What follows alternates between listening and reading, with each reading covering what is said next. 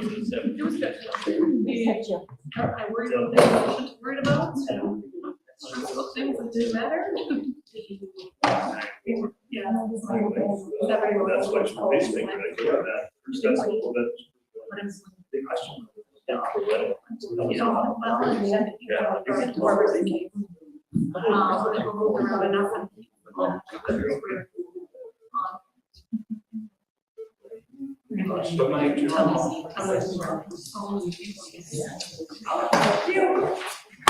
Call the meeting to order. Please rise for the pledge of allegiance. I pledge allegiance to the flag of the United States of America and to the republic for which it stands, one nation, under God, indivisible, with liberty and justice for all.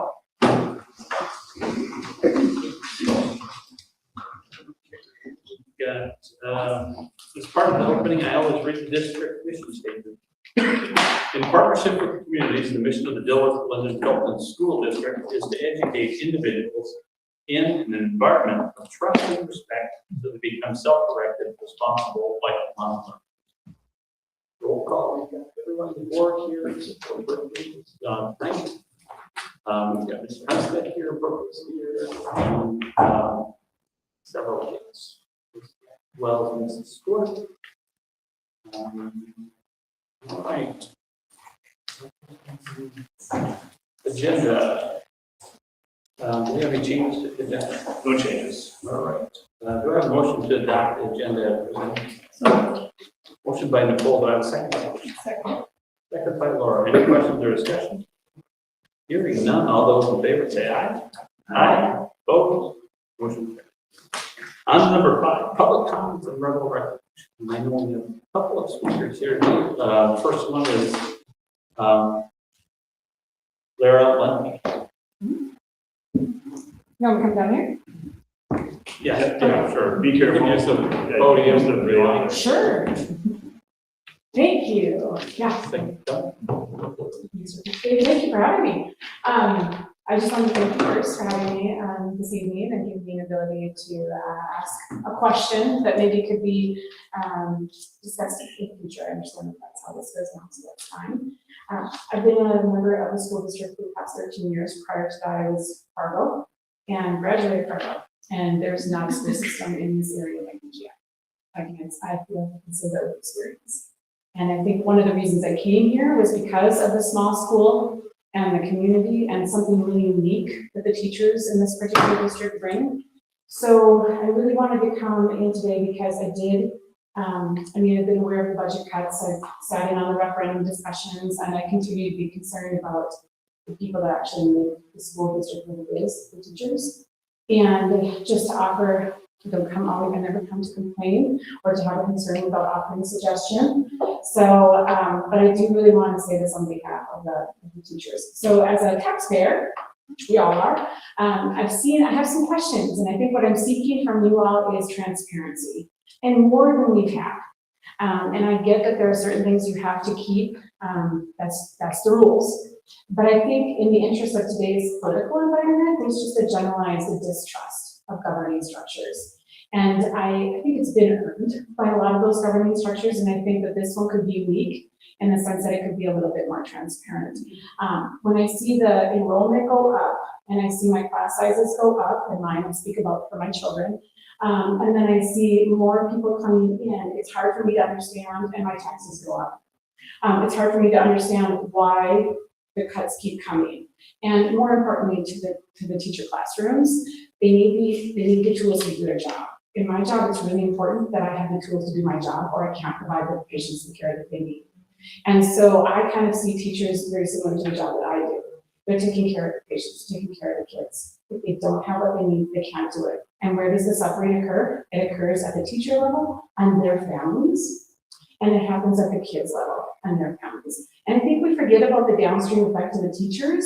So I know you all think about them all the time, but I think about them a lot because I know that when they don't have what they need, they pull it out of their back pocket. And then that impacts their families, which impacts their mental health, their family mental health, their kids, and it has the community suddenly really struggles. So I'm asking for more transparency so that I can understand how I can actually help. I think teacher wish lists are an awesome opportunity. I don't think we should be shutting those down. I think those should be open all year round. Sometimes we get money in March when the taxes come through. Sometimes we get money in different places and an opportunity for us to step in. But I really do want to know, and I want you to help me understand, where is the money going? Help me. Not big terms, but help me. Because I can't make sense of it, and I can't defend it if I don't understand it. I also think that we need to start really we have to maybe think about closing our doors, which is a tough subject, I get that. And I know we've had some discussion about that, and you've been great about giving me some of that information, so thank you. But open enrollment, to me, I kind of look at it like, if the state can't take care of what we have, then we really need to think about not offering it to more people, because the kids are struggling. And when we talk about cuts to extracurriculars, like sports, arts, music, speech, debate, all of those things, as somebody who has sat on admissions boards at higher level schools, those are the things we look at. Your grades are important, but are you well-rounded? Because if you're not, you can't, how are you gonna handle the stress of continuing school, or quite honestly of life? And honestly, it's those little things, those other subjects that keep us grounded. So, and they create that more well-rounded, resilient kid. If you don't have resilient kids, I don't care what the grades and what the records show, because it's not worth it. It's not worth the time. So we can't focus on academics if we don't include all the pieces that make that well-rounded. So I think that's the other piece I'm looking at, is why are we cutting the programs that matter? And again, I go back to, maybe we need to close our doors. Maybe we need to do that, because I know that with open enrollment, we get kids that come in with different needs.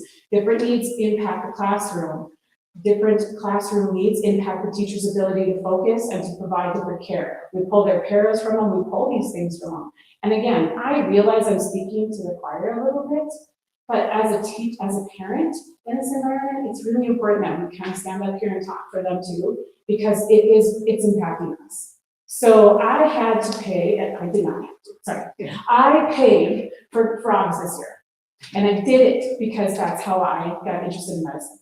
Because I remember thinking I wasn't freaked out by dissecting a frog, and everybody else was. If I hadn't done that, I'm not sure. I don't know. You know, we'd all like to think we have this pre-planned role, but do we? I don't know. That was a milestone in my life. So what is happening? Like, what can we do? And I think when you sit in front of getting the parents, trying to get a more, the more transparent you are, the more you're going to get us on the table. Then it's an opportunity for us to really say, ask the tough questions and be open to them. And having been a leader in a different space, I say, it's really hard to be a leader, right? Because you got to wear both of those hats. But at the end of the day, you represent the kids. We don't represent anybody else. This school board represents the kids that come through this place. And DGF is special, and I feel like it's losing that special. And I really hope that you do what I have to say. Come to use a little more transparency. And offers parents a little bit more, because I think we just need more. We can't lose any more teachers. People don't need jobs, they need teachers. They just don't. That's across all jobs. And I know, you all know what I'm talking about. So I'm concerned about all of them. So. I think I kept it under 5 minutes. Thank you. You did, otherwise Troy would have probably had to cut you off. All right. I think we've got one more public comment. Hi, well, thanks for having me. I was asked to come here by the union kind of as the lead negotiator. I've been a part of negotiations for like a part of 14 years, so 7 or 8 contracts now. And the first thing that we always do in negotiations is talk about the language, how to change the contract, the wording, so we kind of know the contract pretty well in and out. And I think something has happened 3 times this year where I've had to send one email asking why wasn't this sent out yet. It has to do with hiring. And right in our contract on page 8, it's Article 11. It's promotional positions. Promotional positions are positions paying indifferent and or position on the administrative supervisory level of responsibility, including but not limited to such positions as department chairperson. All vacancies, including specialists and other special projects, teachers, pupils, personnel workers, and positions and programs funded by the local, state, and federal government. This is where it gets the piece. Shall be adequately publicized by the district to all staff via district email in order that all qualified DGF development teachers may be given adequate opportunity to apply and be considered for the position. It happened with boys basketball this year where it wasn't no email sent out, so I sent a reminder, then we got the email. Happened with the, now we found out on Friday that Mr. Barnacle will be hired as an assistant principal and AD. That is a position that's promotional. It needs to be emailed out to district, and it was not again. And if we have language in our contract, we should not have to email reminders to follow our contract, because none of that was sent out. That should be where, whether or not this has nothing to do with Mr. Barton himself, he's gonna be a fantastic assistant principal and a great AD, 100% agree there. But it's just following the contract. You have to go through the steps, opening it up, letting the teachers know about us, and everybody can apply, so it doesn't seem like a secret thing always happening. We always talk about transparency, open door policy. It just feels different when things happen that aren't abiding by our contract. So that's kind of why they want to become popular, just kind of make sure we're aware that we're following the contract and things like this happen. Okay, thank you. Thanks, Kelly. All right, we'll go on to rebel recognition. I asked Katie to send me a message today. She did. So this is going to be just spring sports because there's a lot happening. Girls golf, I think we talked about this maybe previously too, but they're the HOL champs. The team had subsections today, and as a team, they qualified. So awesome, they qualified for sections. So subsections was today. They qualified today for sections as a team, so not just individuals. So congratulations to them. Boys golf, Levi qualified for sections today, so they had their meet today. Levi Klungsfeld, did I say that right? Klungsfeld. Say one more. Klungsfeld, sorry. He did qualify for sections today, so congratulations to Levi. Baseball got the second seed, and they play Thursday at 2:30. It's a home game here.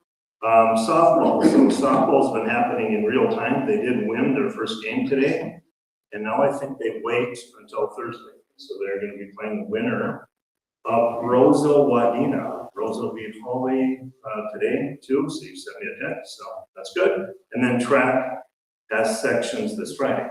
So that's it for that's activities. But yeah, unless anybody else has something. I do. I have a graduating senior, or I guess now alumni of DGF, and so of course I was at graduation, and Laura's son Sam did a phenomenal job along with the other 3 kids who got up and gave speeches. They were remarkable. They were inspirational.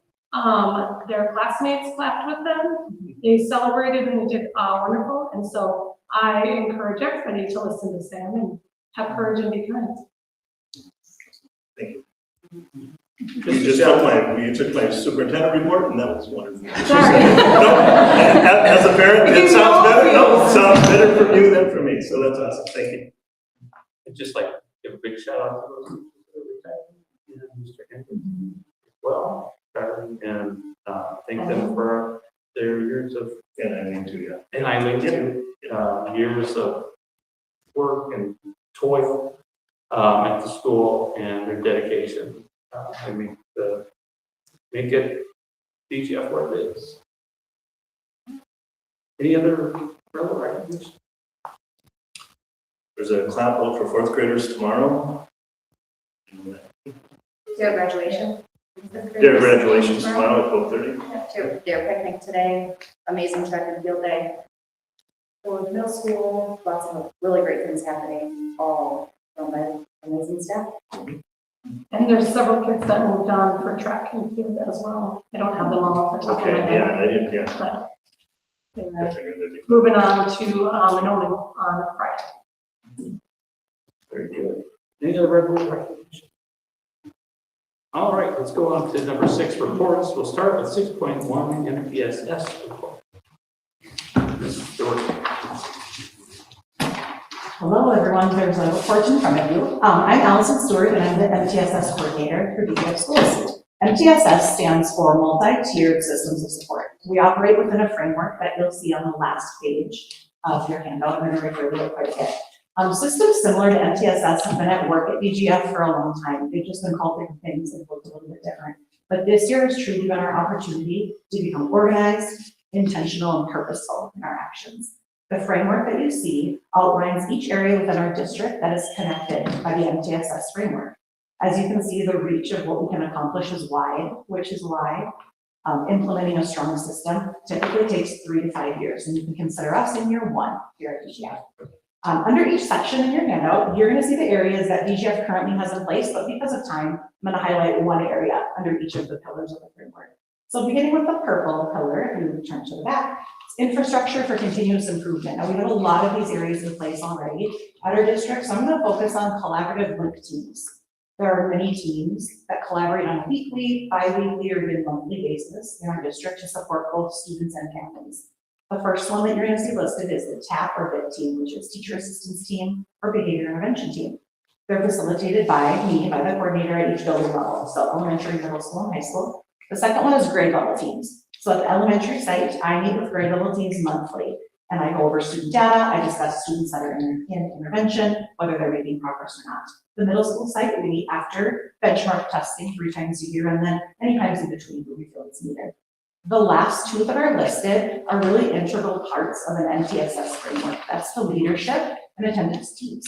It's important to remember that for this process to function in the district, teams like site leadership and attendance play a really vital role. The green pillar, which is family and community engagement, is a really important component of MTSS, and one that I feel like we've really evolved with as the year has gone on. Focusing on the transparent communication part, families received communication at back to school night about win time services in grades kindergarten through 6th, and in grades 7th and 8th, we do a program called Student Success. After benchmark testing 3 times a year, families are also shared results. In addition, something new this year, personal learning plans for literacy were created and shared this spring alone for 310 students. So each of those plans includes screen results, a narrative with action steps, and a link for parent resources. That's part of a REACT requirement. If you have a student that is below grade level reading, you do additional communication with families. Moving on to the blue pillar, this is probably the one that most people think of when they think of MTSS. Words like win or intervention or tier 1, 2, and 3 all fall into that multi-layered practices and support. I'm going to focus on specifically tiers 2 and 3 because these are the areas that my intervention team and that I directly oversee student learning. So tier 2 support is students in grades kindergarten through 6th working in win time and grades 7th and 8th in student success. Over the course of this year, we provided reading and math support to 331 students in grades kindergarten through 8. I do the lesson planning for all of those kids at 68 groups every week. So I write the lesson plans based off of student assessment data, and then my interventionists go ahead and design things that go along with each of those areas. So tier 3 is for those students that aren't showing growth in tier 2. They would benefit from individualized, intensive instruction. We supported 33 students. So those 33 are included within that bigger number as well. So they're doing an additional time outside of their own time. That 4th pillar is assessment. This is very important because this tells us the who, the what, and how we can support students. Beginning with benchmark assessments that happen 3 times a year and include everyone. And after benchmark in the fall, winter, and spring, I take a look at all the student data, I organize it, I analyze it, and determine which students would benefit from additional intervention support. My intervention team then pulls those students for additional diagnostic support. So you're going to see them listed there. I'm not going to go into detail, but of course, I'm open to any questions if you're wondering what they need. Weekly, our students are progress monitored in their intervention group so that we can determine adjustments needed for student instruction. That final pillar is database decision making. We use a platform called EduClimber that is our data warehouse. It assists us in making effective database decisions. It takes all of our synergy information, all of our FastBridge information, and then our diagnostic data can be input so that we can see a picture of the whole child. So when I pull it up for meetings, I can see attendance, I can see behavior referrals, I can see all of their testing, we can even see grades. So student grades as far as what they're doing in the classes. As you can see, it has been a very impactful first year. But I want you to understand that MTSS is more than just intervention. It's truly a team sport that includes district, school, and grade level teams, as well as parent and community involvement. While adopting this new system involved a steep learning curve and some challenges, the results that we've seen this year are truly worth celebrating. This dedication of our team, right now I have 8 interventionists, 5 at the elementary, 3 at the middle school. Their dedication has directly supported 331 students using data-informed intervention and reading and math, proving that our focus on growth leads to clear academic gains. Thank you, Alice. So there's a lot more information in there. My contact is at the top too. If anybody's talked to me about all of this, which I've spoken to a few of you, we're always open to more discussion. So, Questions for Allison? I have a question. yeah. Can you chat through when you pull a kid, let's say, let's focus on tier 2 and tier 3.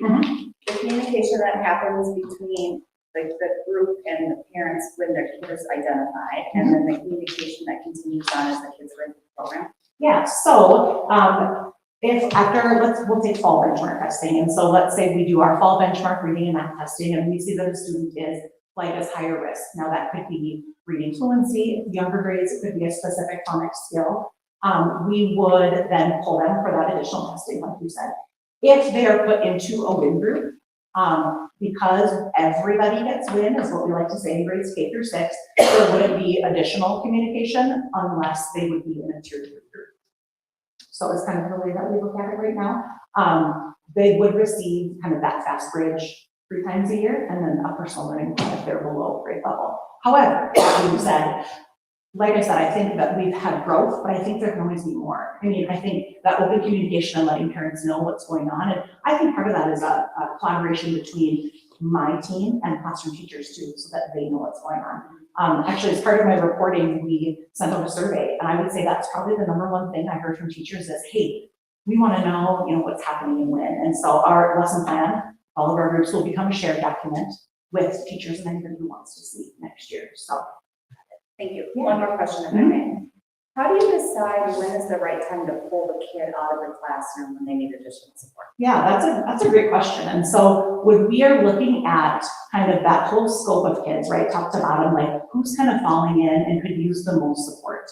And part of, so we receive an ADSIS grant, and so that's just focused specifically on students reading below grade level. And so that's where we would focus first, and we kind of work our way up. So I'll use 5th grade as an example. They were super flexible. Our single time block turned into a double time block this year. We can see double the kids, but they were also really flexible with time, saying, hey, here are some additional times that you could pull. So we were really able to kind of expand who we could see, even if it's for short periods of time. We really felt like that could be. So my question was more about the time of the day. Oh, sure, yeah. So this year, over here at the elementary, K through 6 has set WIN times. So reading is a 25-minute block in the morning, math is a 25-minute block in the afternoon. The middle school, every grade level is different. So 5th grade had, like I said, that double WIN time block that was set. 6th grade had a WIN time block this year as well. We will be shifting that to a student success class for next year. And then 7th and 8th, first period was student success, so students were placed in that class. Now, if we did see a need outside of there, I pulled up schedules, connected with teachers, and I said, hey, could we, grab 10 or 15 minutes at the start or end of class, even if it's 3 times a week, that extra support is beneficial. Okay, so we're ensuring we're not holding like a kid for extra math support during the classroom's math. Correct, yeah, yep. So at the middle school, 5th through 8th, there is a set class period where they're going. Yep. Just a moment of clarification. So my understanding when you said that you have to look at the student learning and the student data, if we have, 50 kids under grade level or something, you can't pull all 50 kids, so you're pulling starting at the bottom of the list and kind of moving your way up to assess as many as you can help. Yes, Correct? yes, but in addition to, I think that connecting with classroom teachers too and saying, here's a test score, but what do you see in the classroom? So that's a huge part of it too. That goes back to those grade level meetings. After a benchmark, I meet with them and I say, here's the list, tell me what you think. This sometimes, kids aren't just one test score. We know that, we want to know how they're doing in the classroom too, so. Any other questions for Alice? Thank you, Alice. Thank you. All right. We'll go on to board committee reports. Start with the DL. I know you sent it around notes. We had the last DLT meeting here last Thursday or last DLT meeting. Kind of went through it was Mr. O'Keefe's turn, Joe's turn to present on the high school. I just talked about what was going on there. I talked about at that time, there was 121 students. We'll get into that here later to graduate. Looked at, we kind of presented on summer school being an option. Kids weren't passing classes. One of the things they did talk about was back in January, we voted on a 15-day attendance policy, and some of the challenges they had with that, just the implementation of it. That they sent out some letters that they probably shouldn't have sent out to do the system implementation. So they're working on that, try to make that better in the future. We did, it sounds like we got a YST grant that Brooke and Nurse Megan helped put together for over $85,000. So one of the things that was talked about is next year we'll have a CNA course and an intro to healthcare course that Nurse Megan will be teaching. Looked at some talked about some staffing updates, talked about both Kent and Eileen retiring. Looked at, Concordia, one other thing, Concordia. So one of the things that we had worked on as a school was a partnership with Concordia where going forward that students that have a GPA of 3 or above, depending on their ACT score, kind of fluctuate in there, but have an opportunity for a $16,000 to $21,000 discount for Concordia College. So it's awesome to hear. Looked at next year, some industry engagements. Talking about bringing some more professionals into the high school to kind of give students some ideas of potential jobs for them. And those kind of the gist of it. Ask the kids what they want to see for next year. So there will be some seniors that are leaving off of it, so there will be we have a new group or some more kids involved in it. Did I miss anything, or is that about the gist of it? That's about the best notes anyone's taken. Committee meeting, so anybody got questions for me, I guess? I did ask, so we have some staff that are on that too, and there's on a rotation, and I did have somebody say, you know what, I've done my 2 years, I really liked it, but we'll give somebody another chance, or somebody else a chance. So every year I send that out to staff in the fall, anybody interested, those that were on it, if you want to stay on it, you want to get off if you've done your 2 years. Some stayed, and some get new. And so same, just like Troy said, we got to do that. We got to get a new group of ninth graders to replace this year's ninth graders as they go to be solid. It'll be a little trouble. All right, any other questions, comments? All right, we'll go to personnel, and this is going to be poor report compared to Troy's, but we talked a little bit about staffing, some of the positions that were open and some of the ways in which we backfilled, mostly a lot of employees that have not recertified, but Oh, yeah, they were out of field. Out of field. Tier 1 or tier 2. yeah, so a lot of those folks hired back, and so glad to see that.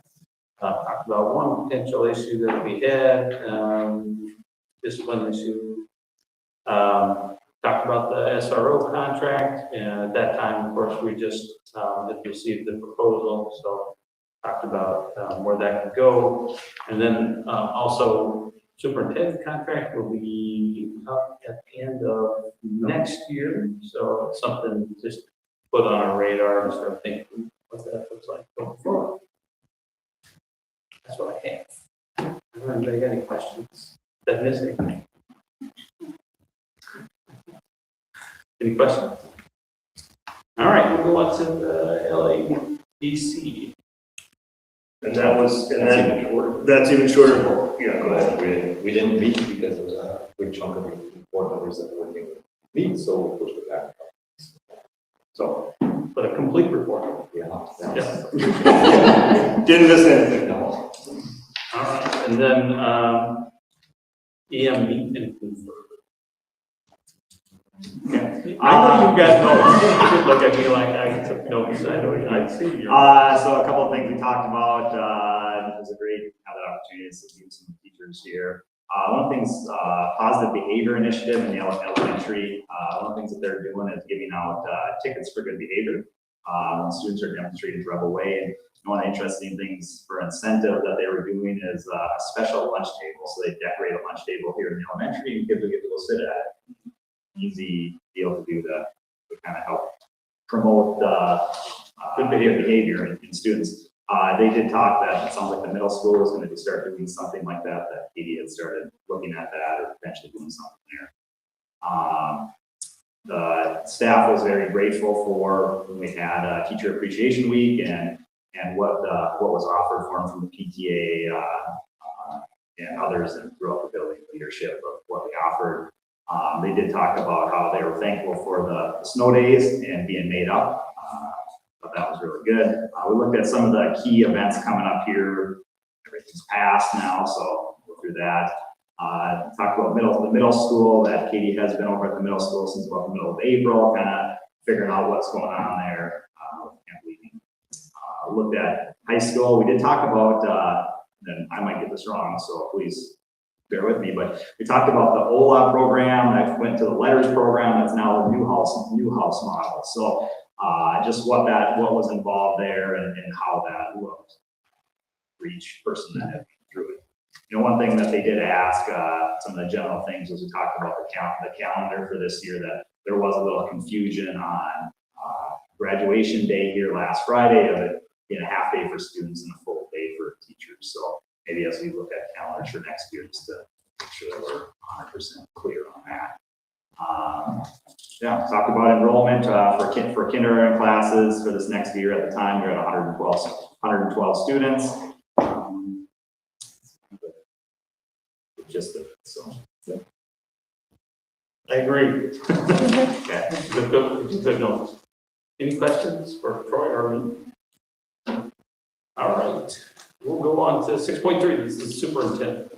Yeah, first one on the, for my report is the enrollment. So this year's current enrollment as of today is 1526. So we've been pretty stable, up or down a little bit here or there, but 1526 is a good number. Next year projection right now as we move everybody forward. This is why you see in your board packet that we're adding a kindergarten teacher back for next year. Because our number is at 114 or 115 is kind of going back and forth, and we still know we have the summer, but we usually get, well, I'm not going to make a prediction because I've made predictions before and then it doesn't come true, but we typically gain, you know, somewhere in that 10 to 20 more. So if that happens, we have to look at it again.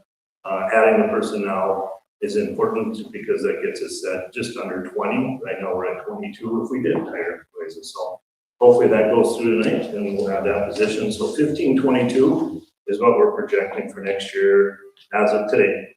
Obviously, we know this summer and a lot of ins and outs can happen, but in general, we usually gain a little bit, so that's good. So I wanted to give that information first. Graduation recap. So, Sorry. no, perfect. It's awesome. So the one thing that I think, Troy, you said 121. That's what Joe had that. The actual number ended up being 118, so we were close. Yeah, but like Joe said too in that meeting, is that some of them, if they don't make it, they can still have a summer opportunity. If they make up those credits that they lost, then they'll still graduate soon.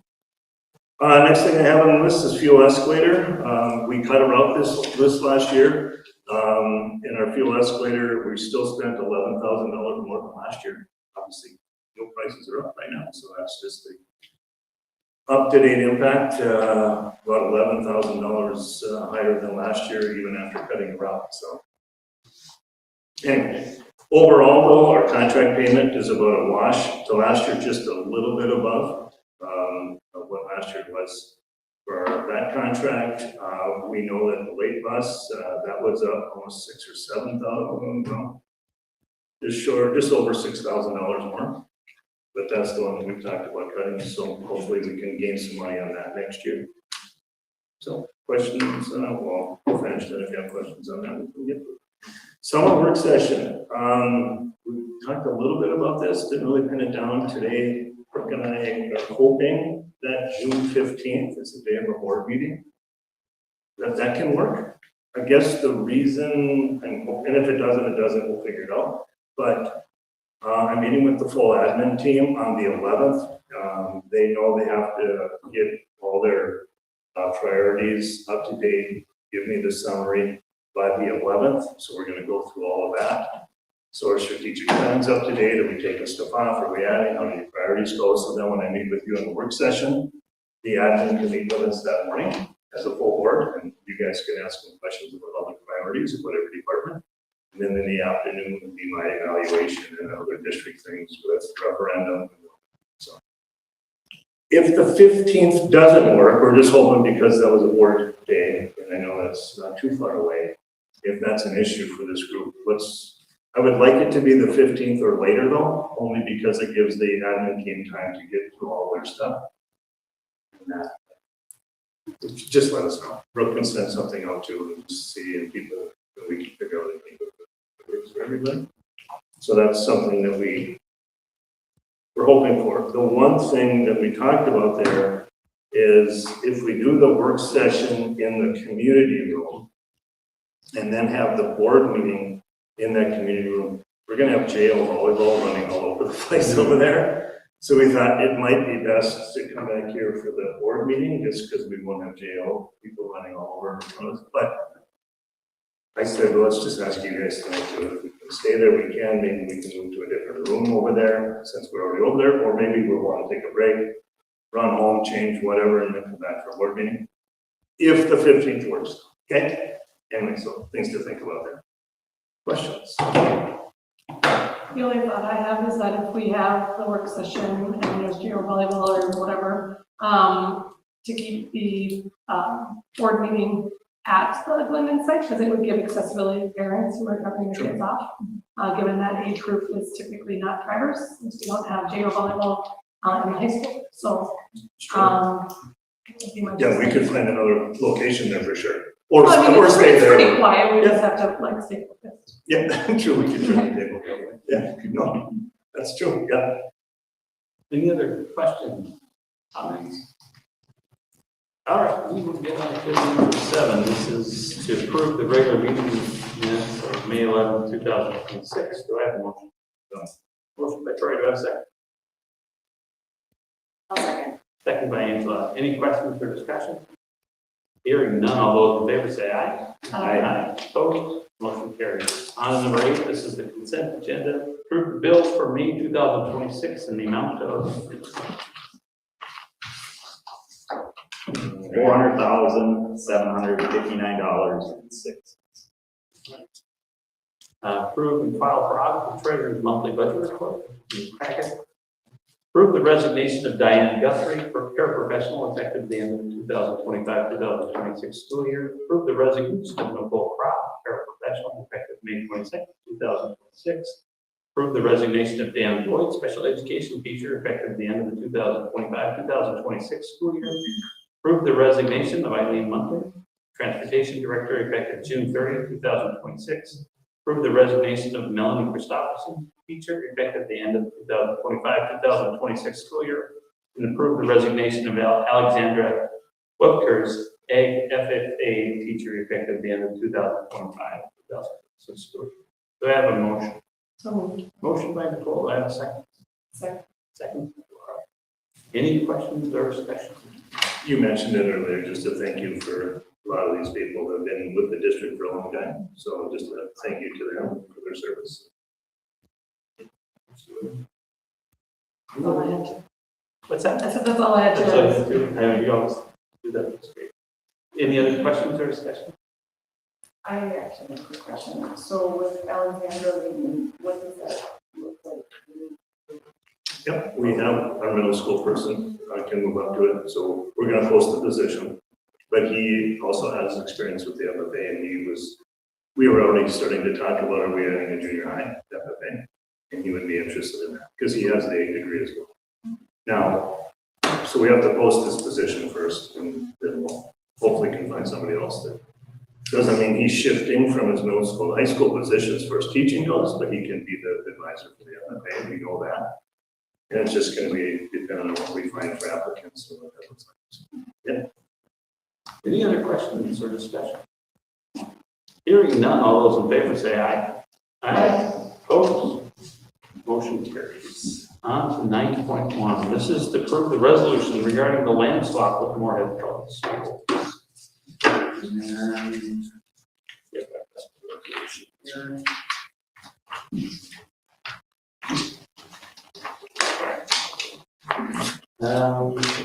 Resolution is, well,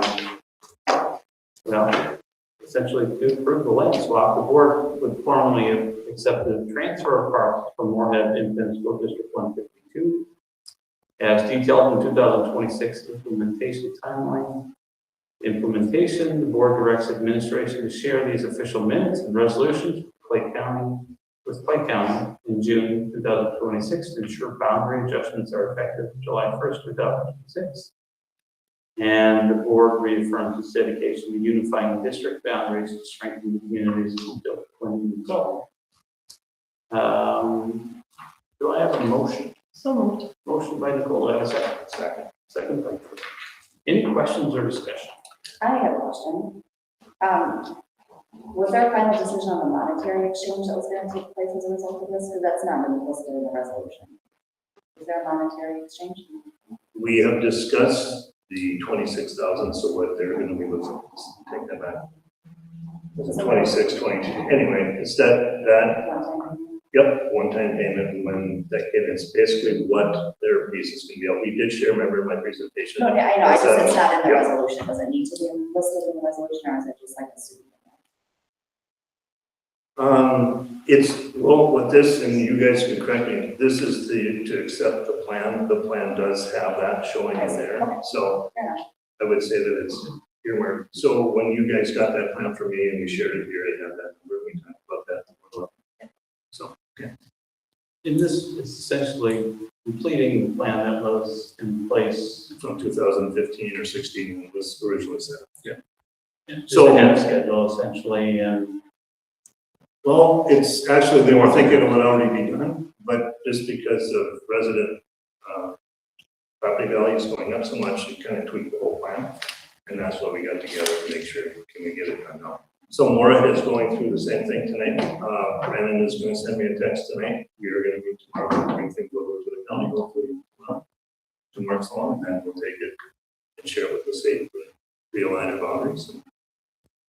well, assuming that it passes more, and this will be a great boon for our district. And definitely thank the folks in Moorhead for working with us. And the superintendent Brandon as well, that kind of helped spearhead on it. Yeah, it'll have a significant impact. Yeah. I think it's the best thing for our district. Any other questions or discussion? Hearing none, we'll go to roll call. Laura. Nicole. Aye. Troy. Aye. David. Aye. Micah. Aye. Angela. Aye. Resolution passes. All right. On 9.2, this is to approve the 2026-2027 Minnesota State High School League resolution for membership. And I don't know if I don't think anybody really wants me to go through the entire resolution because it's long, but we do this every year. And it's a resolution that we have to do in order to be a part of Minnesota State High School.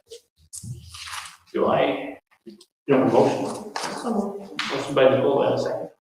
I'll second. Second by Angela. Okay. Any questions or discussion? Troy, did you get the email done from me? Yeah. Okay, good. Okay, perfect. I just, maybe even told me, but I didn't see it, so I had a bit of check. Okay. This is something to do. Yeah. Any other questions or discussion? Now we'll go by roll call. Laura. Nicole. Aye. Troy. Aye. David. Aye. Micah. Aye. Angela. Aye. Resolution passes. On to 9.3, this is to approve the certified contract for Kim McVicker, high school science teacher, BA plus 30, step 16, effective the start of 2026, 2027. Do I have a motion? Motion by Troy, do I have a second? Second by Laura. Any questions or discussion? Hearing none, all those in favor say aye. Aye. Opposed? Motion. 9.4, this is to approve the non-certified contract for Hannah Blazinski, paraprofessional, class 2, step 5, effective May 13th, 2026. Do I have So motion by Laura, do I have a second? I'll Second by Troy. Any questions or discussion? Hearing none, all those in favor say aye. Aye. Opposed? Motion carries. 9.5, this is approved non-certified contract for McKenna Price paraprofessional, class 2, step 1, effective the start of 2026, 2027. Do we have a motion by Nicole? A second? Second. Any questions or discussion? Hearing none, all those in favor say aye. Aye. Opposed? Motion carries. 9.6, this is to approve the SRO agreement for Deputy Val Kellen for the 2026-2027 school year for 1,340 total hours and a total of $82,382. Do I have a motion? Motion by Laura. Do I have a second? Do I have- Second, thank you. All right, any questions or discussion? I'm struggling with this, as I understand that the position that we're in today as a school. We look at our budget, the final budget was put together and we're at a $400,000 loss currently, there is some potential upside in it, but even with the upside, we still are going to end up operating with a loss. To have, looking at her contract now of going from 40 to 39 hours is minimal. It doesn't really, is that anybody even going to notice? I don't think I could sit here today and say that I want to have a deputy in school in less than she is. So I struggle with that for the $1,800 that we're going to save, that it's worth. And I know Shannon shared some information that Joe was good with it. I think it'd be fine. I mean, we have Glenda to help cover us. We have other people, but in my head, I can't sit here today and say I agree with that. Any other questions or discussion? I second that as a former SRO and somebody who knows how much time she spends in our school beyond her typical 40 hours. I think it's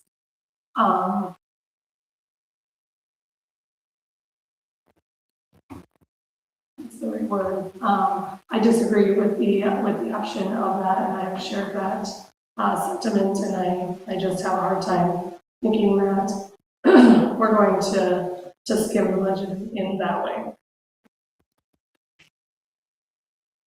Any other questions or discussion? Just so the public knows, this was just solely a percentage change. That I felt if our teachers are going to get 3%, our admin is going to get 3%, our non-certified are going to get 3%, our SRO should get 3%. That was my whole stance.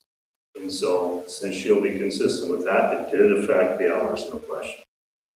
1 hour a week. So, yeah, that's what this is. And Troy and Nicole both share. I appreciate it because that's important. And for transparency in the eyes of the public, we as a school board do not affect her contract. We don't get to choose what she gets paid. We don't get to choose how much she was underpaid prior or what the county decided to provide her for compensation. And so we don't get to determine that, but what we do get to determine as a school board is how much time and effort she's able to dedicate during her work week to provide to our students and the safety and security of our schools, and to take that into a penny account, and I just find that unfathomable, in my opinion. I guess I don't have a problem with the contract. I think it's similar to the transportation contract where it comes in, it's higher than what we expected and we want to negotiate it down. I think the county came back with a pretty reasonable solution, 1 hour less a week, which I think is, over the course of the week, I don't think that's that terribly significant. And it's likely she's gone on times anyway for an hour at a time. We're not going to ever get complete coverage. So what happens next year then, though, if she gets a raise higher than the teachers, or the year after that? Are we just going to, since we've set a precedence then of capping that, Are we going to work our way down to 30 hours a week if for whatever reason she gets paid more because she hits the next step at the county, or she hits, that the county has determined that we need to look at another pay comp study, and we just keep working our way down, and then we say, well, we've capped her at this position at this percent, and now all of a sudden we worked our way down. That's my concern. The 1 hour a week, can Glendon PD or Dilworth PD potentially cover it? Do we have coverage as a sheriff's office? They provide before and after school coverage as needed, or as available, excuse me. If any deputy is available, they cover a school all around our county. That is a mission of the sheriff's office. However, what does that look like in year 2, 3, 4? I'm not looking at just next year. That is one piece of the puzzle. When I look at it, I'm looking at full term. I know what it looked like when I was in an SRO in a different school, in a much smaller school district.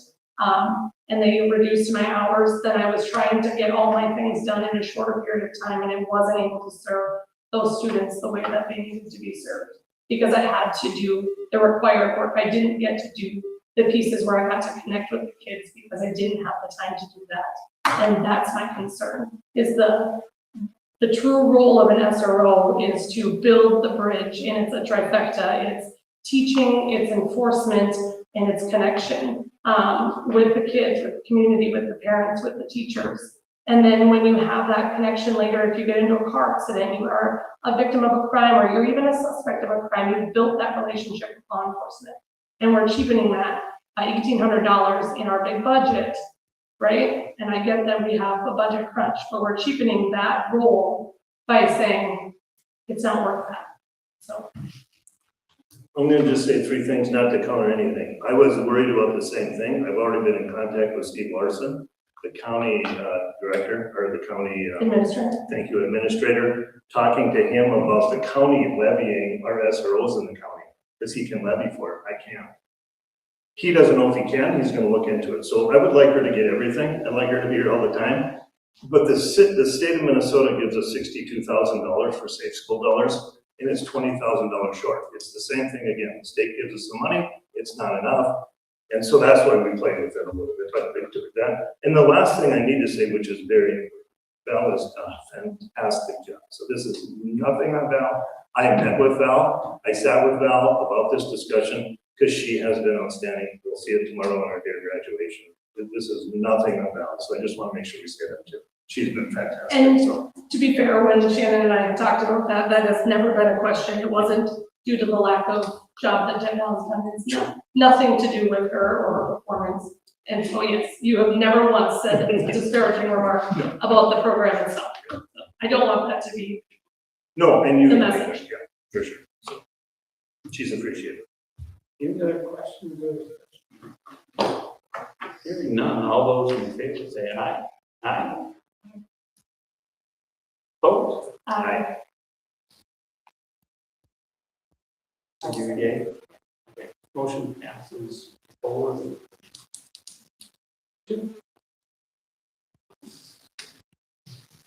All right, we'll go on to 9.7. This is to approve the certified contract for Liza Winkler, elementary teacher, VA plus 20, step 16, effective the start of the 2026-2027 school. Do I have a motion? Motion by Troy. Do I have a second? Second. Any questions or discussion? This is that kindergarten position we talked about. Any questions or discussion? Hearing none, all those in favor say aye. Aye. Opposed? Motion carries. On to 9.8, this is to approve the contract for Jason Warden, Transportation, Building and Grounds Director, effective May 2006. Do I have a motion? Motion. Do I have a second? Second. Any questions or discussion? I just want to say for this one, this position was changed as a result of other conversations happening on another position that was identified, and I think we heard about it today. I think us voting on this decision today essentially cements the decision that was communicated previously without going through the proper process. So I think as a board, unless we know what's gonna happen with the other position, who's gonna be there, and if they can fulfill the duties that we are asking for in both of those roles, I don't think I can keep this position as it is today. Because this position was rewritten because of the previous decisions. Well, I would second Angela's sentiment. I think this should be tabled until we determine what truly is happening with that other position and what that path looks like in the future. And I think it is incredibly important with that other position, we actually follow the process, open the role, interview everybody that applies for the role, and hire the best person for the district, not who is the easiest. And that is no dig on previous conversations that happened. There's a process for a reason, and our district deserves the best person. Any other questions or discussion? Are you making the motion to table? I will make a motion to table the Motion to table. Do we have a second? Second. Second, by Troy. Any questions or discussion on the motion to table? All right, we'll deal with the motion to table before we deal with the other motion. All those in favor to table the motion until next meeting, say aye. Aye. Opposed? Aye.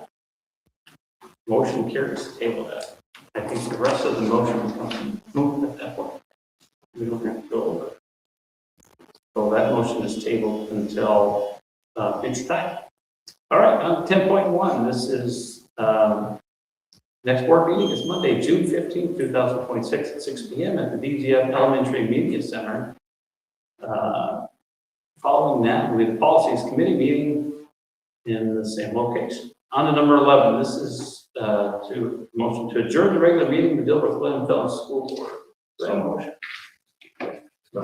First by Troy. Do I have a second? Second. Second by, any questions or discussion? Hearing none, all those in favor say aye. Aye. Opposed? Motion carried. Meeting is adjourned.